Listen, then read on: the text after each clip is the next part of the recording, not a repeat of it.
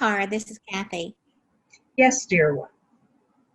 Well, my question, we were speaking recently about the scripts of my own parents that came in, and Rich and I were talking about that today, that people will come in with scripts. And so I was curious about, of course, I would imagine that I had scripts for my two sons and that Richard has scripts for his three daughters. And I was thinking that the scripts, well, they were one thing, and then because we chose to grow more and evolve consciously, would that have changed the scripts in any way? Absolutely. For as you reclaim choice, as you move the information from the unconscious to the subconscious into the conscious mind, as you have been doing over these many years of becoming more of who you truly are, choice is the pivot, isn't it? Yeah. So as you've discovered, oh, I have this story, I expect my child to be this way, or I'm disappointed when they aren't responding the way that I wanted them to. And so, of course, just as you were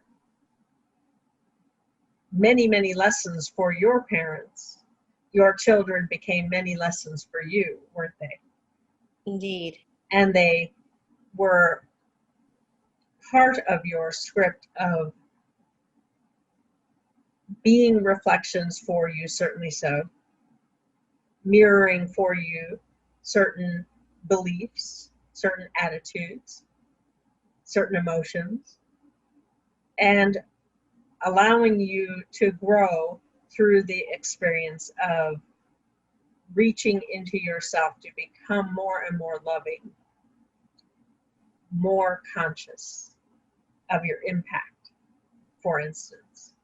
Yes. And you have come to a place where you value yourself and you treasure the impact that you can have and that you do have. And certainly so, it is their choice. You allow them to be more real for you. And so you don't know how they're going to respond, but you do know that you bring the light and the love of who you truly are to the equation. And where you did that automatically when they were first born, over time it has taken more will and more love of self to change the default patterns. For absolutely so, as you journey, you had to deal with what you inherited from your parents, meaning what you brought into this lifetime that you gave them as scripts. And as you have worked your way through them, as you have released them, as you have healed your child, as you have healed your adolescent, you have new scripts, don't you? I think so. And you have restored your curiosity. And so you do allow your reality to be brand new. You allow there to be magic and miracles, more than you expected, more than you dreamed even. And yet you are encouraged to continue to imagine more and more for you and your world. And that, of course, includes those close to you, your loved ones. Does that help? Yes. Yes. Very good. Wonderful. Thank you. And so who is next?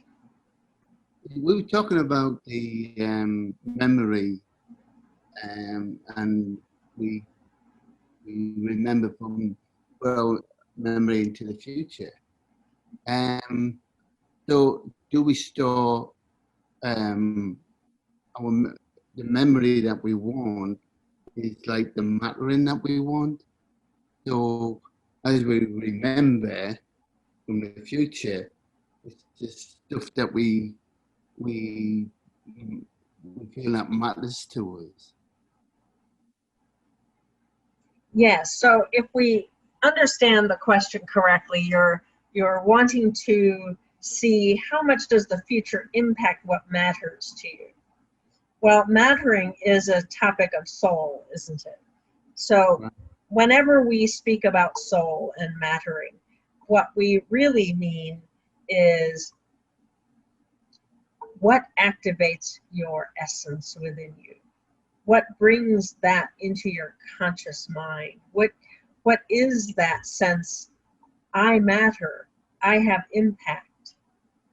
I have the ability to manifest that which I dream, that which I desire, that which I imagine through this conscious awareness of who I truly am. And we're using that phrase very specifically because as we have activated the true self within you, your true self is directly linked and aware, consciously so, of your soul, of your relationship with God and Goddess. And as that beautiful energy flows into you via your true self, your awakened true self, you begin to sense that, oh, all of this which I've manifested is imbued with my essence. And certainly so, I can always recall the energy. There are some of you who have been working with the methodology in the book, Busting Loose from the Money Game. There is that process of recalling all of your energy back into you. Well, what is it you are recalling? Well, it is the essence of you that you've contributed to your manifestation. And as you recall it back into you, you see it as this beautiful light converging back into you. Perhaps you see it in your heart space. Perhaps you see it in your mind. Perhaps you see it all around you as though you are embraced by higher self. In any case, you've recalled it from the illusion, and when you do so, the illusion disappears. The meaning, the mattering of all that is in the manifestation is returned to you so that you can create new meaning and new mattering, new manifestation. And you may choose a similar form. You may even choose the same form. But because you are giving it new consciousness, new essence, new intentionality, new luminous intent, that form may work in a brand new way. It may be just a subtle change, but it can change everything in time. For you do have this wonderful mechanism as part of your physical plane reality called time, and you also have space. And when the two work together, you see incremental changes occur that you can measure. So we've spoken with you more recently about, well, it doesn't really work as cause and effect the way you've been taught through science. The new science, the quantum science, tells you that there is no time, that actually it is your observation that manifests in each moment that which you are experiencing. And we've been teaching you, along with the teachings of Lazarus and others, Seth and some other philosophers and beings from other planes of existence, as Lazarus is, as we are. We've been showing you it is your future that creates the present against the backdrop of the past. And memory resides in that backdrop. It serves as a backdrop. So as you see it as a movie set, a green screen that you can change at will with a projection. And so you ask yourself, well, what is causing the projection? What causes my mind to visualize and experience, just like virtual reality, where you can't really tell the difference between the world you're really in and the one that's just a projection on a screen? The mind is quite amazing that way. What determines what your projection is? That's really the question, isn't it? And how do you gain more access to changing the projection at will? And how can you have that be something fun rather than a burden or something you dread? See, when you dread something, you won't do it. You will just put your feet firmly on the ground and say, I'm not moving, because I don't know what I might create. It could do damage, for instance. Well, those are the memories from Atlantis, aren't they? The destruction of entire civilizations are right there. If you want to remember them, you just snap your finger and you're back there in the end times. But that's not the time that you're currently in. Even though you might see news reports, it seems as though the fires happening in Northern California could be an indication of the end times. Well, it's an opportunity to co-create. It's an opportunity to not just to co-create with each other as magicians, but to also co-create with the earth in new ways, to harness that energy that is being released, that is available for creating something new. And with that harnessing of the energies, the earth can replenish, can give back more than was taken away. And so that access to the backdrop. The first step, of course, is to recognize what it is. Oh, that which I call my past, that which is memory, is an illusion. I get to say what the words mean. I get to give it meaning. So there are things that happen, certainly so. We are not saying they do not happen. There are things that happen. How you choose to respond and interpret them, that is the key, isn't it? Right. That responsibility, that ability to respond is important. And there are times when you might create something you didn't want, that you regret, or that you feel victimized by. But when that happens, it's really important to ask for help, to ask your higher self to help you love yourself more, to help you through the situation, so that you can begin to interpret, to appreciate what there is to appreciate, to release what doesn't serve you any longer. As you understand that there's always opportunity for growth, that a lot of times as you choose to grow, something can bubble up from the subconscious or the unconscious that doesn't serve the future. A limiting belief, for instance, that needs to be released. So for instance, if you have a belief that, well, I can create my own reality as long as I feel like I'm in charge of it,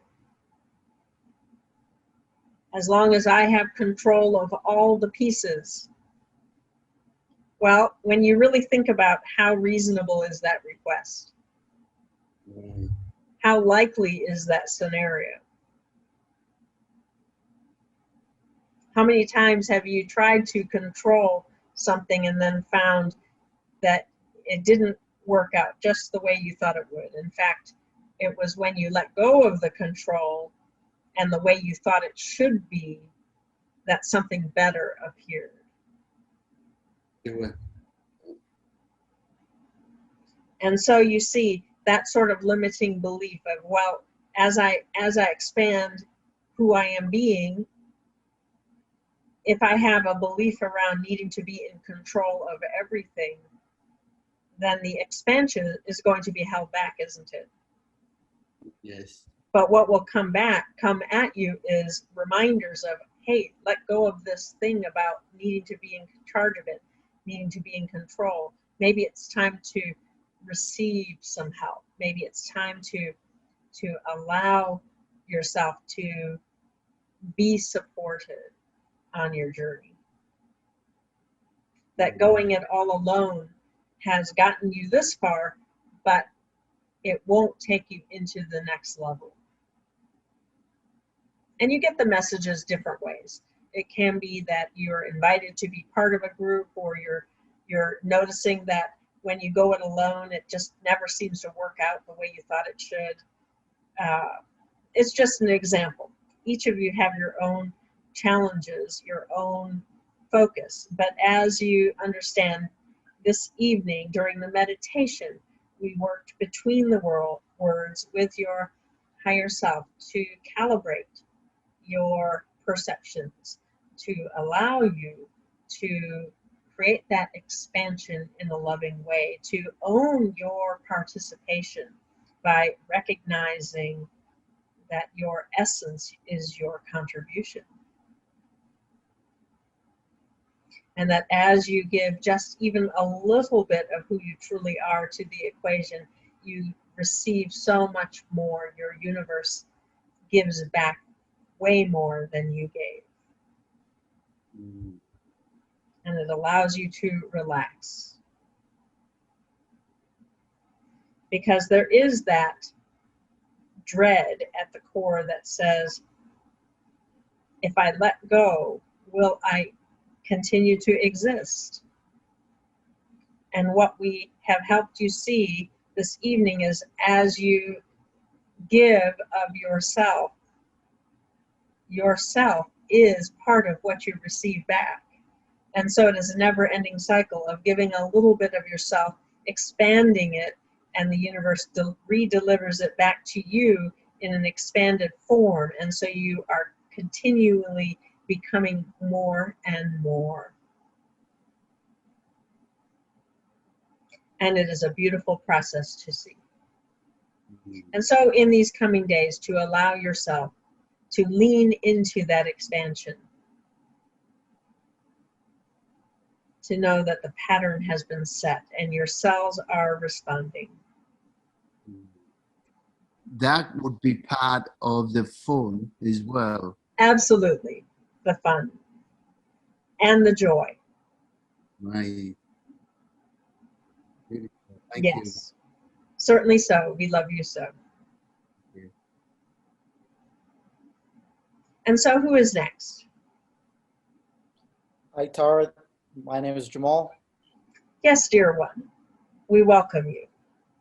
And so tell us, where do we begin? How can I create a balance between my endeavor to raise my vibration spiritually and my participation in the material world? Yes, well, it is the quest for all of you on a spiritual journey to do exactly that. And the beginning is really, truly to own that the physical plane is your creation. That as you see more and more your part in it as your essence, as it is to be created not in your image so much, meaning so that everything looks like you, but rather it is a playground that you have devised to explore. As you change, everything is different. So as you work within your spiritual world, the work that is to be done, truly so, is to, as you open your eyes, So we'll use meditation as the spiritual work example. It can also be lucid dreaming. It can be many forms. It can be a walking meditation where you have your eyes open. It can be a tea ceremony. In some cultures, that is a sacred practice. So whatever you yourself consider your sacred practice, the next 72 hours, your reality is primed to give you feedback. And so to look to your illusion for clues.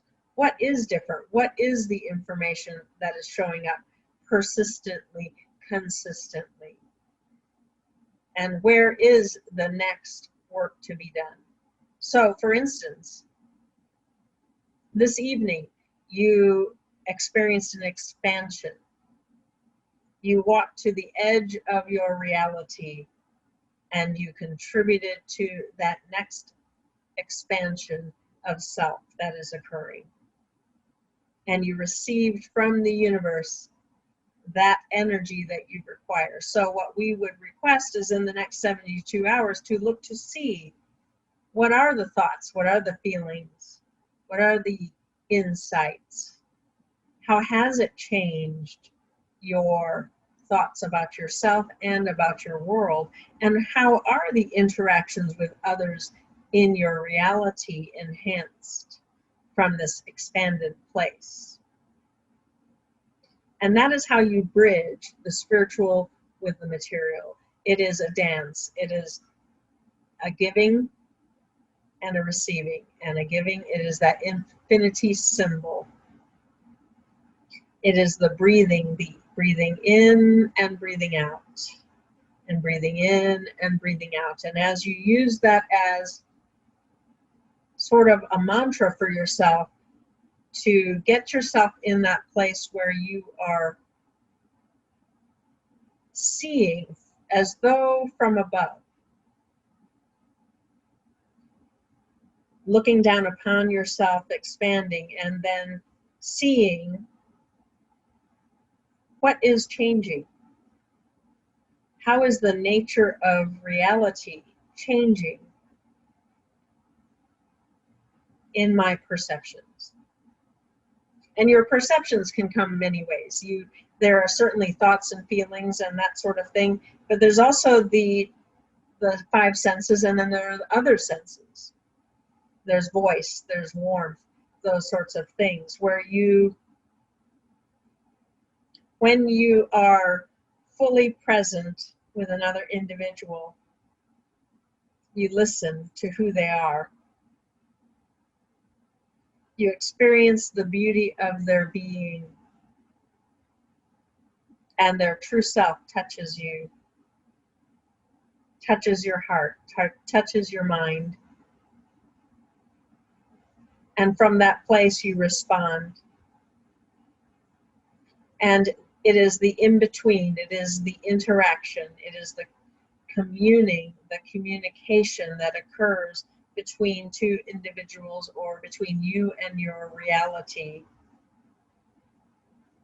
That is where the magic is.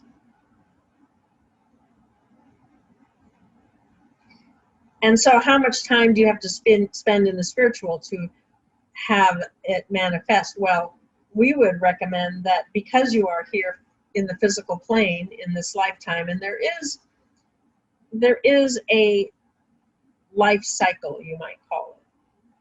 Certainly so you can extend your life to a certain extent, but your soul has plans for you beyond the physical plane. So while you are here in the physical plane, you want to appreciate the time that you are here and the playground that this is for you. That opportunity to play with reality, to give input, and then to receive what there is to receive, and then to fine-tune it and to change it according to what is meaningful to you. So as you commune with soul in your spiritual practice, as you awaken more and more to the essence of you and your direct connection with God and Goddess, as you allow their love and their light to imbue you, then to bring that information, that conscious awareness into your reality, and to see how that manifests for you. And the key is to have fun with it, truly so. To be in a place of joyous celebration.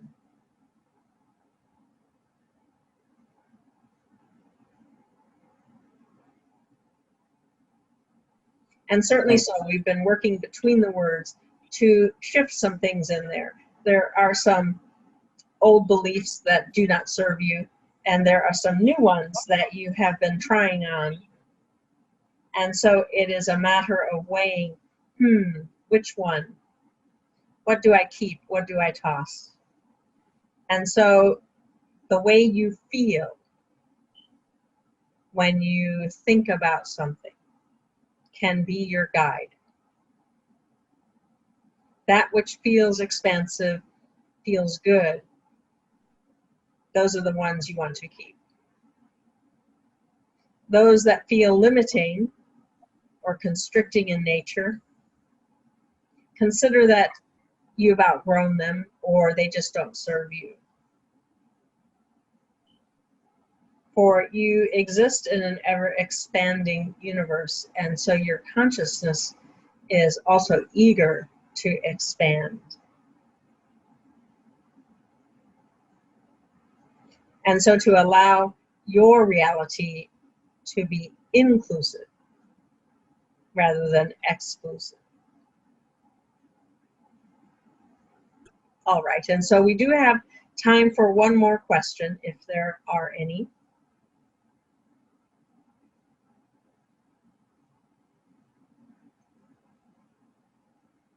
Nobody else has a question.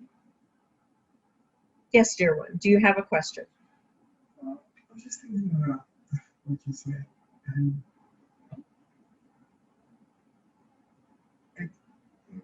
we accept, the idea that this is all an illusionary construct of some sort, right?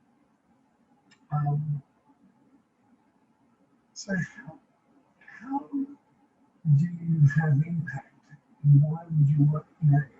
The more we are conscious of how we create and stuff like that, the more that we know that, won't it feel more and more less quote unquote real, and the impact be less real?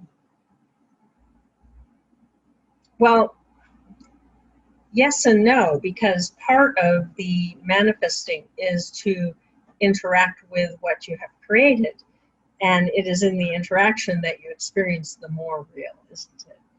For instance, in your relationship with Katharina, certainly so, when you feel that there are constraints in the relationship, or you feel yourself not sure you are having the impact you want to have, then you come back to yourself and say, okay, so what was I expecting?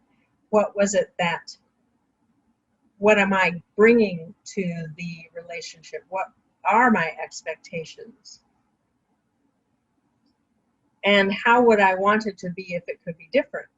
And have I shown up in such a way that I'm able to receive what I think I want? So as you go through this, that is the internal work, isn't it? The external work is then to interact with Katharina in new ways, to test, to see, have I changed? Or am I still being triggered in certain ways? And you have noticed that when, let's say you talk to us about something that's occurred and then we've worked you through a process, then you return to your reality. It is truly different, isn't it? Yeah. And what has changed other than your internal workings, your understanding of some aspect, your removing some belief or releasing yourself from some limiting thought or emotion. Sometimes it is making peace with something that you've been working through sometimes your whole life. Other times it's a momentary blip.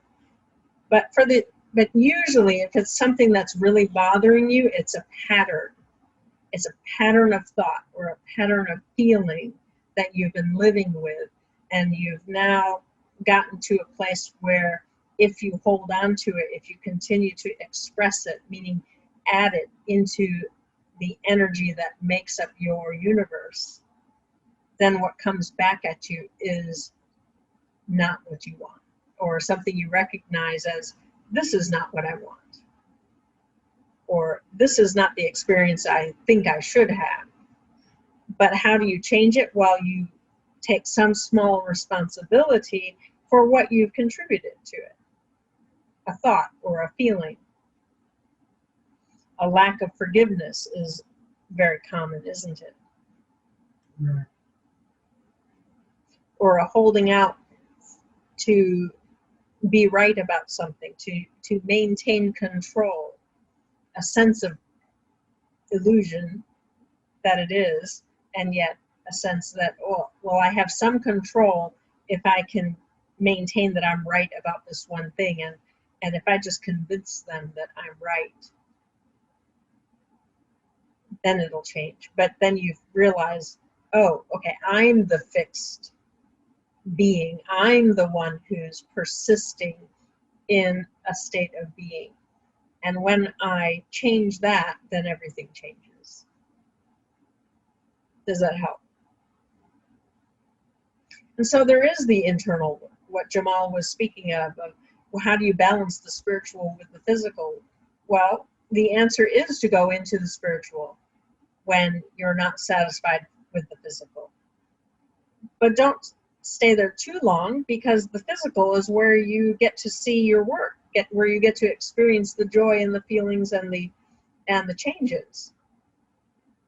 That's why you exist in this physical plane reality at this time in your existence as a consciousness.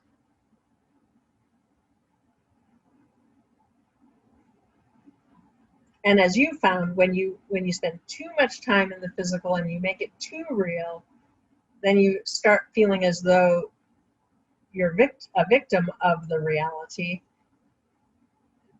Then you've made it too real and you need to bring it all back in.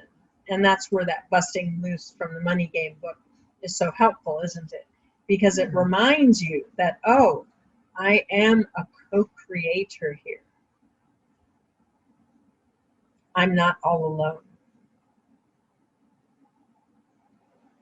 And I'm not at the effect of anyone else,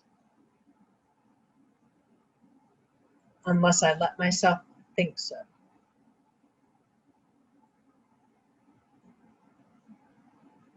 Does that help? Mm. Yes, and we do sense that stirs things up for many of you. And so we'll take a moment to clear that energy and to release you from that dread that comes from really taking full responsibility.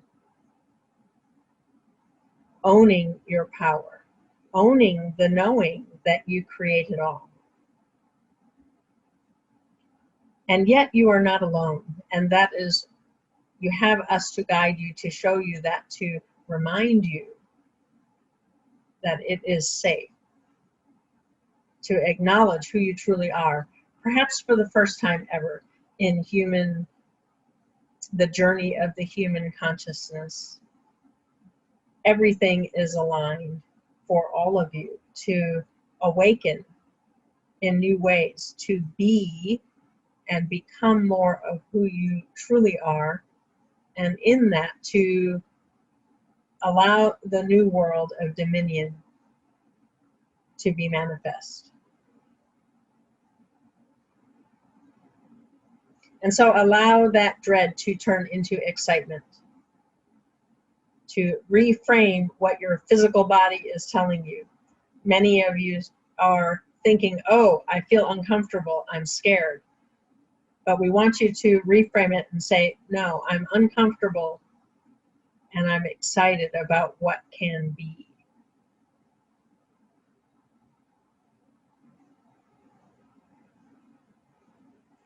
And there you go.